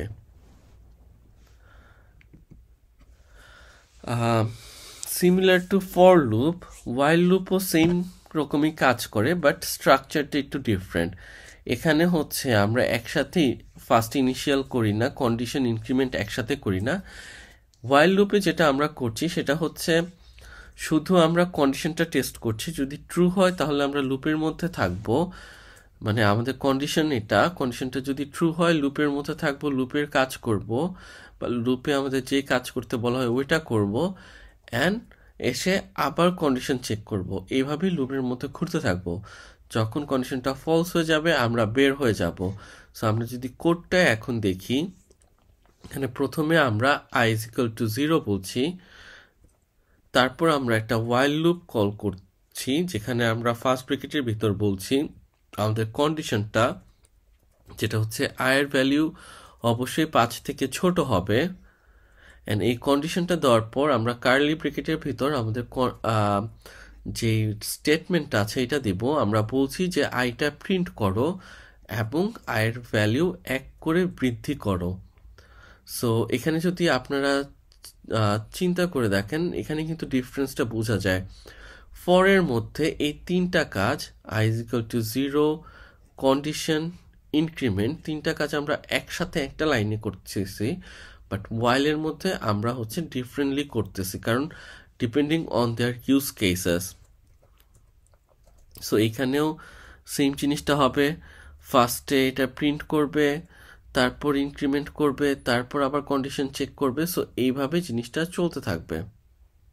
অ্যান্ড ফাইনালি যখন ভ্যালু 4 থেকে বড় হয়ে 5 হয়ে যাবে, যেটা কিনা 5-এর সমান, তখন কন্ডিশনটা ফেল করবে, ফলস হয়ে যাবে, অ্যান্ড ও লুপ থেকে বের হয়ে যাবে। So the main difference between while loop and do while loop is while আমরা কন্ডিশনটা আগে চেক করে তারপর বাকি কাজগুলো করছি, ইনক্রিমেন্ট বলেন, প্রিন্টিং বলেন, সব কাজগুলো পরে হচ্ছে। বাট ডু while আগে হচ্ছে আমরা আমাদের যে কাজগুলো আছে, যেমন প্রিন্ট, ইনক্রিমেন্ট, বা ধরেন আরও কোনো কাজ যদি থাকে, ওই কাজগুলো আগে করে নিচ্ছি আমরা, তারপর আমরা কন্ডিশনটা চেক করছি। সো ডু while মানে আগে হচ্ছে আপনি কাজটি করবেন, তারপর কন্ডিশন চেক করবেন। সো ডু while-এর ব্যাপারটা এমন হতে পারে আপনি কন্ডিশন ফুলফিল করবেন না, বাট তাও আপনি আগে কাজটা করে নেবেন, তারপর আপনি কন্ডিশন চেক করবেন। সো কাজ করার পরে আপনি দেখলেন যে কন্ডিশন ফুলফিল করতেছেন, হয়ে যাবেন। সো জিনিসটা ট্রিকি হলো, জাস্ট এই জিনিসটা যদি আপনাদের মাথায় থাকে, ওয়াইলে হচ্ছে আমরা প্রথমে কাজটা শুরু করি,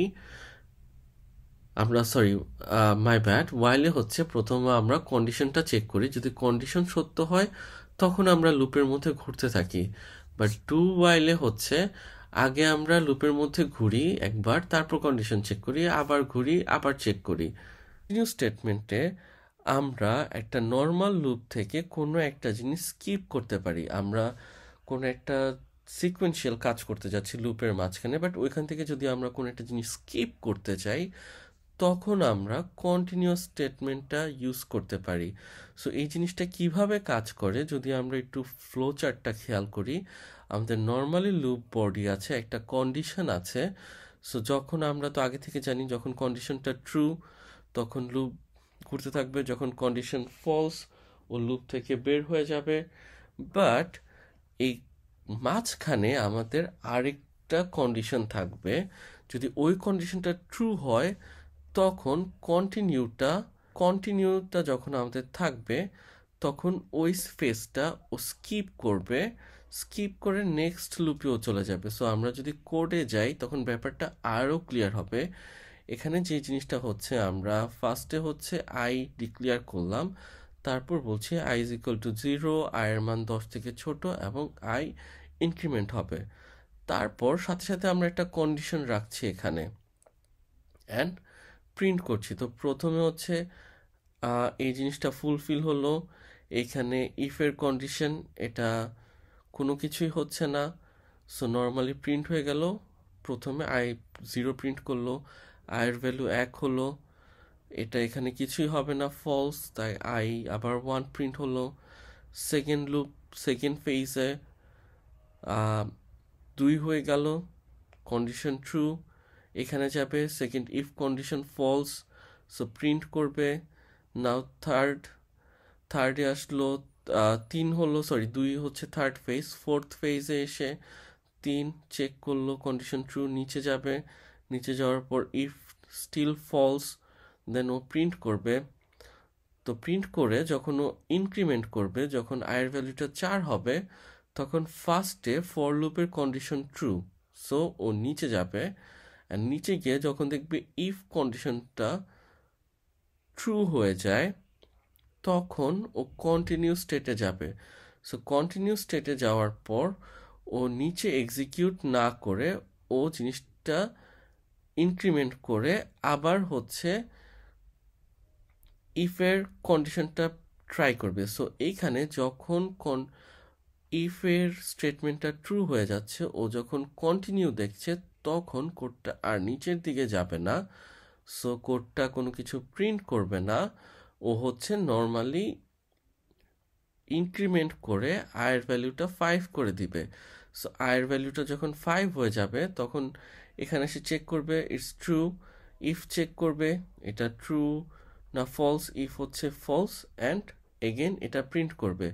সো কখনো যদি ইফটা ট্রু হয়, অ্যান্ড ট্রু হওয়ার পরে যখনই কন্টিনিউ হবে, তখন নিচের স্টেটমেন্টটা ও না যেয়ে ডিরেক্টলি এখান থেকে বের হয়ে যাবে। সো এর জন্য যখনই ইফের স্টেটমেন্টটা ট্রু হবে, তখন ও প্রিন্ট করবে না। অ্যান্ড আমরা যদি অ্যান্সারটাই দেখি, 4 যখন হচ্ছে তখনই স্টেটমেন্টটা ট্রু, সো এর জন্য 4 ও প্রিন্ট করতে পারছে না। সো এটা হচ্ছে নর্মালি কন্টিনিউ স্টেটমেন্ট। নাও এইটা হচ্ছে আরেকটা important part of any programming language, which is array. So এখন আমরা এতক্ষণ ভেরিয়েবল স্টোর করছিলাম, যেমন আমার এইজ হচ্ছে 25, আমার নাম হচ্ছে হাশেম, সরি হাশেম না, বাট এখানে হচ্ছে আমরা একটা ভ্যালুই শুধু স্টোর করছি। হোয়াট ইফ আমাদের মাল্টিপল ভ্যালু স্টোর করতে হচ্ছে? হোয়াট ইফ আমরা এক্সামে আমার 5টা সাবজেক্টের স্কোর আমি স্টোর করতে চাচ্ছি, বা আমার এখানে একটা টেবিল আছে আমি যেটা স্টোর করতে চাচ্ছি, বা হচ্ছে আমার একটা টালি আছে যেখানে অনেকগুলো ভ্যালু আছে আমি স্টোর করতে চাই, নাম্বার। সো এই জিনিসগুলো আমি কিভাবে স্টোর করব? এখানে তো আর একটা ভ্যালিউ না, মাল্টিপল ভ্যালিউস। সো এর জন্য তখন চলে আসে অ্যারের কনসেপ্টটা, যেখানে হচ্ছে একটা সিঙ্গেল ভেরিয়েবলের ভিতর সেম টাইপের আমরা মাল্টিপল ভ্যালু স্টোর করতে পারবো। সো যে সিনটেক্সটা হয়, প্রথমে হচ্ছে আমাদের জানাতে হবে যে কী টাইপের ডেটা আমরা ইনসার্ট করব, প্লাস কতগুলো ভ্যালিউজ আমরা ইনসার্ট করব। সো ওই হিসাবে আমাকে ফার্স্টে data type, which is integer, float, double, anything আমরা মেনশন করতে পারি। মেনশন করে ভেরিয়েবল নেম আর কয়টা ভ্যালিউজ আমরা এখানে স্টোর করব, এই জিনিসটা বলতে হবে। সো যেমন এখানে আমরা বলছি ইন্ট মার্কস 5, সো তার মানে আমরা এখানে 5টা ভ্যালিউ স্টোর করব। অ্যান্ড যখন আমরা এখানে স্টোর করতে যাব, তখন 0তে আমরা প্রথম সাবজেক্টের মার্কসটা স্টোর করতে পারবো, 1-এ সেকেন্ড সাবজেক্টের মার্কসটা, এইভাবে আমরা 5টা সাবজেক্টের মার্কস এখানে স্টোর করতে পারবো। আমরা যদি নিচের প্রোগ্রামটায় লক্ষ্য করি, এখানে মার্কস দেওয়ার পর আমরা 0, 1, 2, 3, 4 এমন করে 5টা বক্সের মধ্যে 5টা ভ্যালু ইজিলি স্টোর করতে পারবো।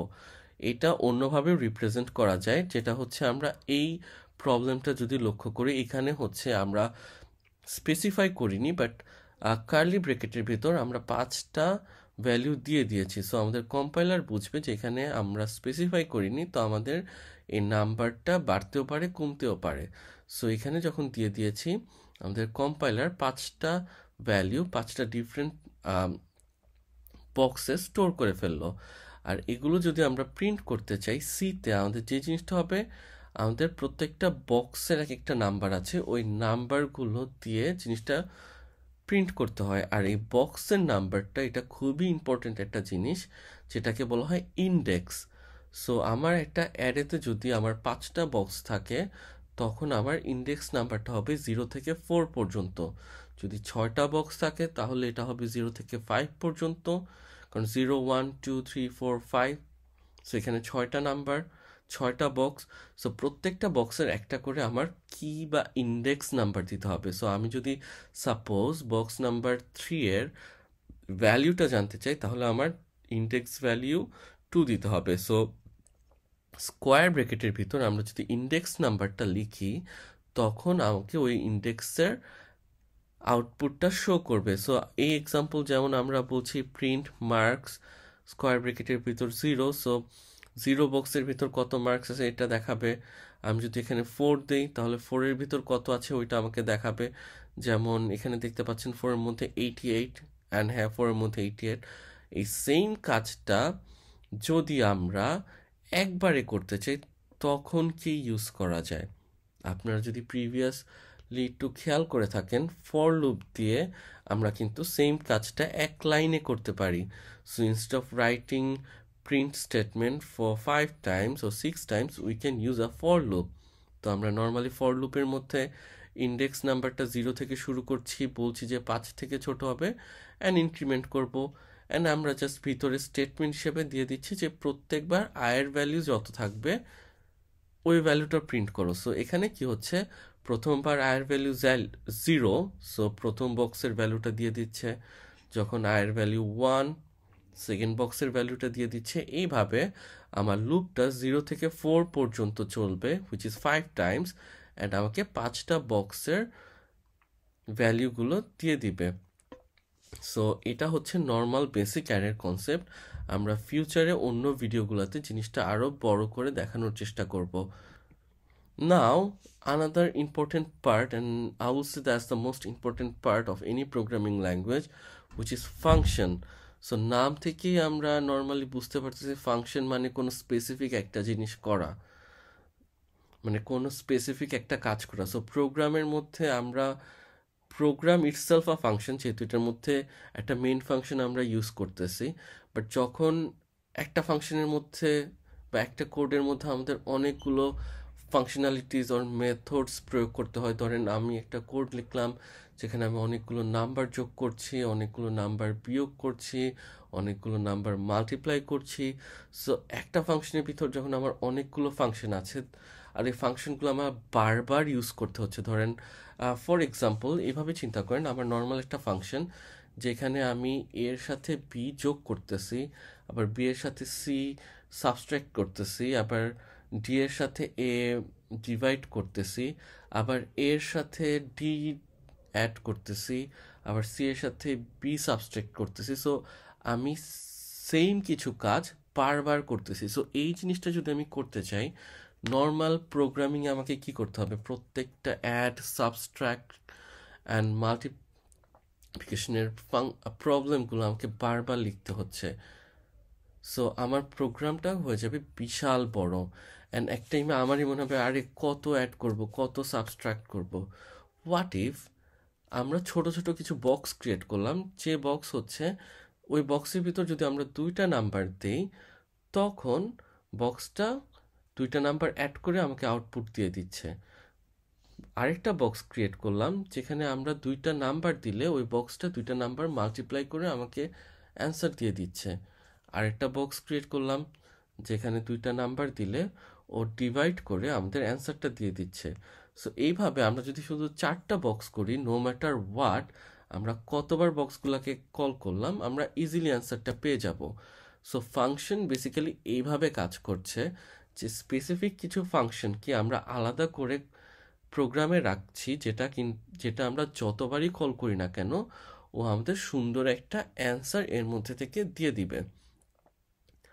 সো এইটার মাধ্যমে আমাদের সেম ব্লক অফ কোড বারবার লিখতে হচ্ছে না, সেম রিসোর্সটা বারবার ইউজ করতে হচ্ছে না, অ্যান্ড আমাদের মেন ফাংশনটা বেশি কমপ্লেক্স হচ্ছে না। আমরা মেন ফাংশনটা সিম্পল রাখতে পারছি, অ্যান্ড কমপ্লেক্সিটিটা কমিয়ে এনে আমরা ব্যাপারটা সিম্পলি বিভিন্ন জায়গায় এক একটা ফাংশন আলাদাভাবে লিখতে পারছি যাতে আমাদের মেন ফাংশনটা কমপ্লেক্স না হয়ে যায়। সো এই ফাংশনটা আসলে প্রোগ্রামে দুই রকম হয়, একটা যেমন লাইব্রেরি ফাংশন আর একটা হচ্ছে user define function. So library ফাংশনগুলো আমরা প্রিভিয়াসলি অনেকবার মেনশন করেছি। আপনারা যদি মনে রাখেন, প্রথম দিকে আমরা কিছু হেডার ফাইলের কথা বলেছি, তারপরে বলেছি আমরা যদি গেট ফাংশন ইউজ করতে চাই, পুট ফাংশন ইউজ করতে চাই, বা আমরা যদি স্কোয়ার ফাংশন ইউজ করতে চাই। সো ওই ফাংশনগুলো কি, ওইগুলো অলরেডি ইনবিল্ড ফাংশন। সো সিতে অলরেডি এগুলো বিল্ড করা আছে, যেটা আমাদের নতুন করে বিল্ড করতে হবে না। বাট ইউজার ডিফাইন ফাংশন হচ্ছে যখন আমরা নিজেরা ওই রকম কোনো ফাংশন ক্রিয়েট করব। সো আমরা পরবর্তী স্লাইডে নিজেরা কিভাবে ফাংশন ক্রিয়েট করতে পারি ওই ব্যাপারে কথা বলবো। সো আমরা যখন একটা ফাংশন ইউজ করতে চাই তখন আমাদের কিছু জিনিস মাথায় রাখতে হয়, কিছু পার্টস আমাদের ফাংশনের করতে হয়, যেটা হচ্ছে প্রথমে আমাদের ফাংশনটা ডিফাইন ও ডেফিনেশন দিতে হয় ফাংশনের, তারপর ফাংশনটা আমাদের কল করতে হয়, তারপরে ফাংশনের প্রোটোটাইপটা আমাদের লিখতে হয়, অ্যান্ড ফাইনালি আমরা ফাংশন থেকে কি রিটার্ন পাবো এইটা আমরা রিটার্ন স্টেটমেন্টে লিখে রাখি। তো এখন যদি আমরা প্র্যাকটিক্যাল ইমপ্লিমেন্টেশন দেখি তাহলে দেখা যাবে যে প্রথমে আমি যেটা বললাম ফাংশন কিভাবে আমরা ডিফাইন করি। সো এই জিনিসটা যদি আমরা এখানে লক্ষ্য করি, প্রথমে হচ্ছে আমাদের রিটার্ন টাইপ লিখতে হবে, ফাংশনের নাম লিখতে হবে, অ্যান্ড কী কী প্যারামিটার আমরা পাস করছি। আমি যখন ওই বক্সের এক্সাম্পলটা দিচ্ছিলাম, আমি বলছিলাম এমন একটা বক্স যদি ক্রিয়েট করি যেখানে আমরা দুইটা নাম্বার দিচ্ছি আর নাম্বার দুইটা অ্যাড করে অ্যান্সারটা পাচ্ছি। এখানে যে দুইটা নাম্বার দিচ্ছি ওই দুইটা নাম্বার হচ্ছে আমাদের প্যারামিটার্স, আর যে আউটপুটটা আমি পাচ্ছি সেটা হচ্ছে আমাদের রিটার্ন। সো রিটার্ন টাইপ বলতে যে আউটপুটটা আমি পাবো ওই আউটপুটের টাইপটা কি। সো প্রথমে এখানে আমরা ফাংশন ডেফিনেশন করতেছি একটা ভয়েড, ফাংশনের যে রিটার্ন করবে ওই রিটার্ন টাইপটা আমরা ভয়েড রাখতেছি। তারপর আমরা ফাংশনের একটা নাম দিলাম মাই ফাংশন। এখানে আমরা কোনো প্যারামিটার পাস করছি না, এর জন্য ভিতরে কোনো কিছু নেই। সো এই ফাংশনে শুধু আমরা কোনো কিছু, যেহেতু ভয়েড আছে তার মানে আমরা কোনো কিছু রিটার্নও করতেছি না, আমরা শুধু ফাংশনের ভিতর প্রিন্ট করতেছি I just got executed. So এই ফাংশনটা যদি আমি কল করি তখন শুধু এই লাইনটা প্রিন্ট হবে। Now the next thing is function calling format. So এখানে হচ্ছে ফাংশন নেম, আমরা যদি কোনো প্যারামিটার বা আর্গুমেন্ট ইউজ করি ওদের লিস্ট। সো এটা খুবই ইজি, শুধু ফাংশনের নেমটা লিখবো আর ফার্স্ট ব্র্যাকেটের ভিতর আমরা কোনো প্যারামিটার যদি পাস করে থাকি বা আর্গুমেন্ট যদি পাস করে থাকি উপরে, ওইটা এখানে আমাদের স্পেসিফাই করতে হবে অ্যান্ড কি রিটার্ন করতেছি ওইটা। অ্যান্ড ফাংশনটা অবভিয়াসলি এটা সবচেয়ে ইম্পর্টেন্ট, আমাদের মনে রাখতে হবে আমরা অবশ্যই আমাদের সব ফাংশন কল করব আমাদের মেন ফাংশনের ভেতর, কারণ মেন ফাংশনটাই নর্মালি এক্সিকিউট হয়। এই জিনিসগুলো নর্মালি হচ্ছে আমাদের কম্পাইলার পড়ে যাবে বাট এক্সিকিউট করবে না যতক্ষণ পর্যন্ত না মেন ফাংশনে এটা কল করা হবে। সো আপনি ফাংশন ডিফাইন করলেন, ফাংশনের প্রোটোটাইপ ডিফাইন করলেন, রিটার্ন টাইপ দিলেন, সব কিছু করলেন, বাট আপনি যদি আপনার ফাংশনটা মেইন ফাংশনে কল না করেন তখন কিন্তু এটা কোনো লাভ নাই, এটা এক্সিকিউট হচ্ছে না। সো ফাংশনের প্রোটোটাইপ ফরম্যাটটা আমরা যদি আবার আরেকটা ফাংশনে দেখি, যে আমরা হচ্ছে প্রথমেই আমরা যখন কম্পাইলারকে আমাদের প্রোটোটাইপটা বলে দিতে হবে যে দেখো আমাদের কিন্তু এমন একটা ফাংশন থাকবে। মানে আপনারা যদি প্রিভিয়াসলি আমি যেটা বলেছিলাম যদি মনে রাখেন, আমরা প্রথমেই হচ্ছে কম্পাইলারকে বলে দিচ্ছি যে আমরা স্ট্যান্ডার্ড ইনপুট আউটপুট ইনক্লুড করছি। তারপর আমরা যদি কোনো ডিফাইন অর কনস্ট্যান্ট ইউজ করি ওইটাও হচ্ছে আমরা কম্পাইলারকে প্রথমে বলে দিতাম। তো ওইভাবে আমরা ফাংশনের প্রোটোটাইপটাও প্রথমে আমাদের কম্পাইলারকে বলে দেবো যে মনে রেখো আমাদের কিন্তু একটা ফাংশন থাকবে। সো ওইটাও সেমভাবে ফাংশন ডেফিনেশনের মতোই হয়, ইন্ট ফাংশন নেম অ্যান্ড কোনো প্যারামিটার যদি আমরা পাস করি। সো এখানে ইন্ট আছে যেটা ফাংশনের return type, function name and parameter হচ্ছে লগ এন। নাও এটা হচ্ছে আমাদের মেন ফাংশন, আমি মেন ফাংশনে পরে আসবো। And function definition and return টাইপটা আমরা আবার যেটা এখানে দেখেছি, এখানে হচ্ছে আমরা ফাংশনটা ডিফাইন করছি মেইন ফাংশনের বাইরে, কিন্তু মেইন ফাংশনের বাইরে আমরা ডিফাইন করছি। সো এখানে আমরা ইন্ট ফাংশন অ্যান্ড আমরা বলছি যে প্যারামিটারটা হচ্ছে লগ। সো ফাংশন কি করবে, এটা হচ্ছে ভ্যালুটা দেখবে এন এর ভ্যালু কি জিরো থেকে বড় ছোট না জিরোর সমান। যদি জিরোর সমান হয় তাহলে রিটার্ন করবে 1, যদি সমান না হয় তাহলে রিটার্ন করবে n-1। সো বেসিক্যালি এই জিনিসটা আমার ফাংশনটা রিটার্ন করবে। সরি, আমি একটা জিনিস মিস করেছি এখানে, যেটা হচ্ছে ও রিটার্ন করবে n মাল্টিপ্লাই বাই n-1 ফাংশনের যে আছে ওই ফাংশনের n-1টা এটা এখানে রিটার্ন করবে। তো এখন আমি হচ্ছে মেইন ফাংশনটায় যাব। তো মেইন ফাংশনটায় যখন আমি যাব তখন হচ্ছে আমি এখানে একটা ভেরিয়েবল ডিক্লেয়ার করলাম লগ নাম অ্যান্ড এফ। সো আমি বলতেছি ইউজারকে আমাকে নাম যে ভ্যালুটা আমি বলতেছি লগারিদম ভ্যালু, ওই ভ্যালুটা আমাকে দাও। সো যখন ইউজার আমাকে ভ্যালুটা দিল, তারপর আমি এফ নামক একটা ভেরিয়েবলের ভিতরে ফাংশনটা কল করতেছি, মানে ফাংশনের যে আউটপুটটা আমি পাবো বা যে রিটার্নটা আমি পাবো এটা হচ্ছে অ্যাপের মধ্যে আমি স্টোর করবো। এটা আর কিছু না, এটা কোনো কমপ্লেক্সিটি না। এখানে হচ্ছে ফাংশনের যে রিটার্ন ভ্যালুটা আমি এখানে পাবো, এটা জাস্ট আমি ভ্যালুটা অ্যাপের মধ্যে স্টোর করছি।